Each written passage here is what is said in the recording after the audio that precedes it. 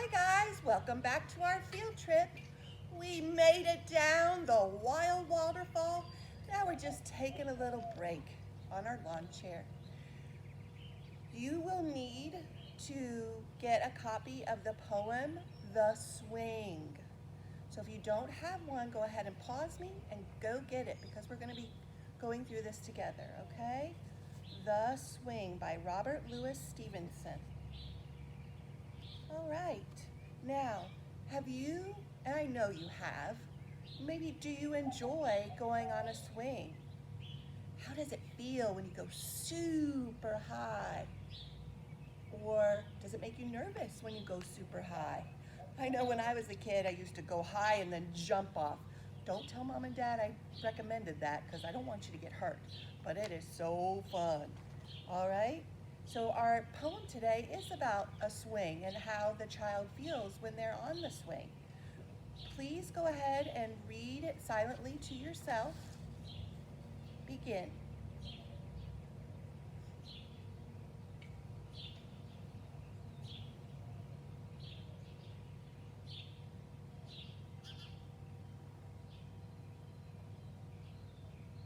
Excellent. Did you see any rhymes? Did you detect a rhyme pattern? Let's look at stanza 1. What two words rhyme? Very good. The two words at the end of line 1 and line 3. Swing, thing. What about line 2 and line 4? That's right, blue and dew. So what would the rhyming pattern be for this first stanza? A, B, A, B. Very good. Go ahead and look at the second stanza. Is it A, B as well? How do you know? Yes, wall, all, wide, countryside. Very good.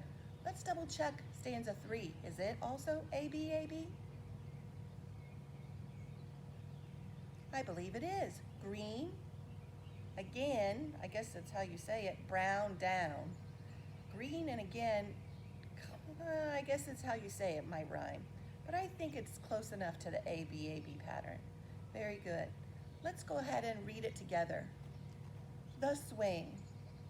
How do you like to go up in a swing?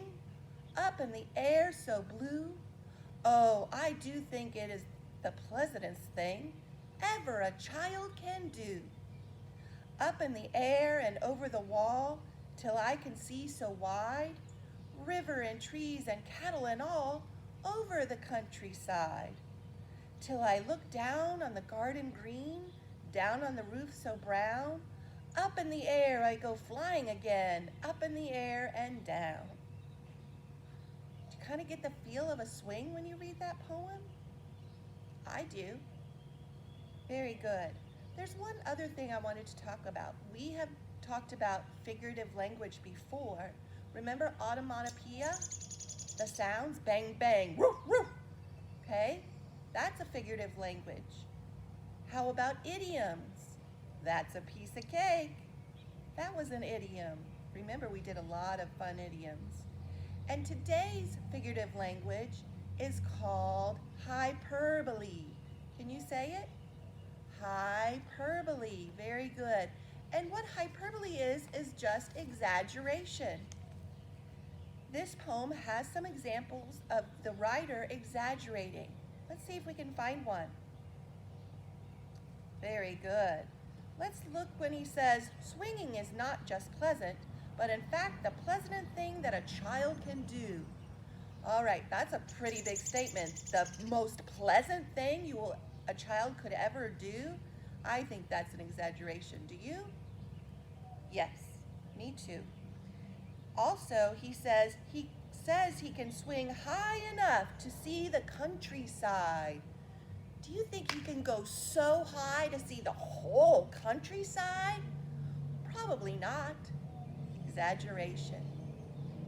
And he also compares swinging to flying. It might feel like he's flying, but I don't think he's really flying, do you? Exaggeration. What was the name of the figurative language for exaggeration? Did you say hyperbole? Yes, that's it. This poem has hyperbole. We gave 3 examples. All right, you are going to finish the question page. Just fill in the bubble. That's page 69. And the other question page, which is 70. Read the directions carefully. Each little section has a new skill that you need to work on. You are going to ask Mom and Dad when you're finished just to send me these 2 pages. Just these 2, okay? Have a wonderful weekend and a thrilling Thursday. I love you all. Bye.